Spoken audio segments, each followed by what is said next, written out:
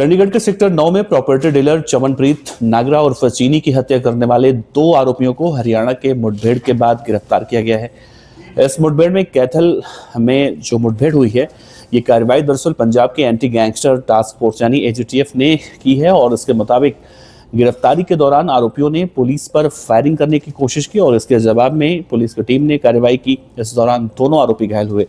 आरोपियों के कब्जे से हत्या में इस्तेमाल किया गया बाइक और हथियार भी पुलिस को बरामद हो चुका है। गिरफ्तार आरोपियों की पहचान राजन उर्फ पीयूष पहलवान जो पंजाब के फिरोजपुर का रहने वाला है और दूसरा प्रीतम शाह जो पंजाब के नवा शहर का रहने वाला है, इनके रूप में हुई है। पुलिस के मुताबिक राजन कुछ वक्त पहले मलेशिया से नेपाल के रास्ते अवैध तरीके से भारत आया। दोनों के खिलाफ पहले से ही कई आपराधिक मामले दर्ज हैं। चमनप्रीत का परिवार इन बदमाशों की गिरफ्तारी तक पोस्टमार्टम नहीं कराने पर अड़ा था। स्पेशल डीजीपी प्रमोद मान ने बताया है कि दोनों आरोपी इस वक्त घायल हैं और उनसे पूछताछ के बाद मामले में कई बड़े खुलासे होने की उम्मीद है। मौके पर दोनों से 3 पिस्टल बरामद हुआ है। आगे की जांच पड़ताल चल रही है। एनकाउंटर का पूरा ऑपरेशन एजीटीएफ के एसपी विक्रम बराड़ की अगुवाई में हुआ है।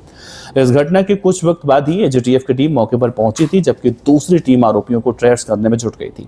जैसे ही आरोपी चंडीगढ़ से निकलकर मोहाली में दाखिल हुए थे, टीम उनकी लोकेशन ट्रैक करने शुरू कर चुके थे और इसके बाद एसपी विक्रम बराड़ की अगुवाई में टीम उनका पीछा करते हुए हरियाणा पहुंचती है।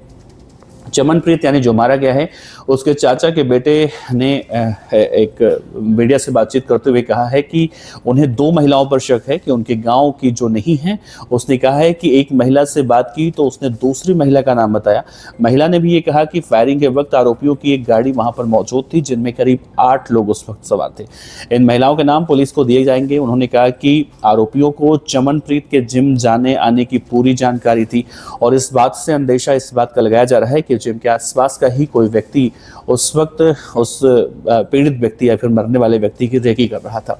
इसमें इन महिलाओं की भूमिका भी हो सकती है, ऐसा माना जा रहा है। गांव के सरपंच हैं, उन्होंने कहा है कि वो अपने 2 दोस्तों के साथ रोजाना जिम जाता था। घटना वाले दिन एक्सरसाइज के बाद उसके दोस्तों से कहा था कि उसे कुछ काम है, इसीलिए वो पहले जा रहा है। साथ ही उसने दोनों को दूसरी गाड़ी से आने को कहा था। पंजाब यूनिवर्सिटी के अंदर फायरिंग और उसके अगले दिन सेक्टर 9 में प्रॉपर्टी डीलर की हत्या के मामले में अब चंडीगढ़ प्रशासन पूरी तरह से मुस्तैद हो चुका है और इस पूरे मामले को लेकर जहां पर विरोध प्रदर्शन हो रहा है, वहीं कई ऐसे लोग हैं जो उस वक्त मौजूद थे। उन्होंने कहा है कि उन्हें भी इस तरह से पंजाब के अंदर या फिर चंडीगढ़ के अंदर या किसी भी इस पूरे इलाके के अंदर जहां पर इन गैंगस्टरों का वर्चस्व है, लगातार थ्रेट कॉल्स आ रहा है और वो भी बहुत ज़्यादा परेशान है। और जो व्यक्ति मारा गया है वो भी अपने आसपास के लोगों से कहता था कि उसे भी लगातार गैंगस्टरों की तरफ से इस तरह से धमकियाँ मिल रही थी।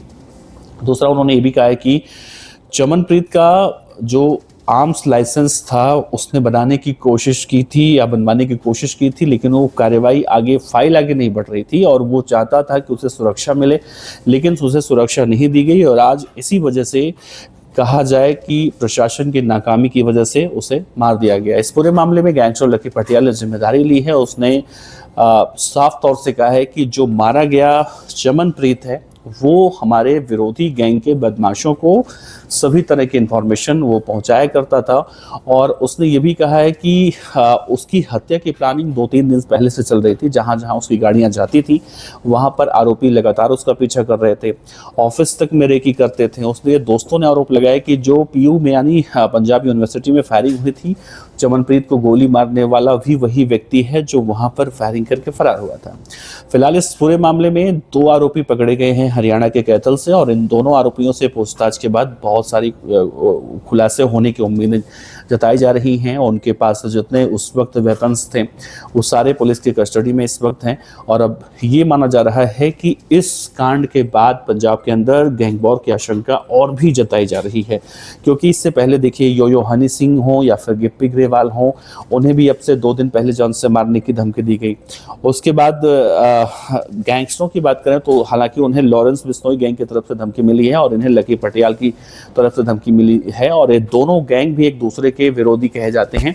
आपको याद होगा जब पंजाबी सिंगर सिद्धू मूसेवाला मारे गए थे, उस वक्त इशारों इशारों में मनकीरत औलख का नाम सामने आया था कि मनकीरत औलख ने ही सिद्धू मूसेवाला की रेकी करवाई थी। हालांकि बाद में मनकीरत औलख को पुलिस ने क्लीन चिट दी।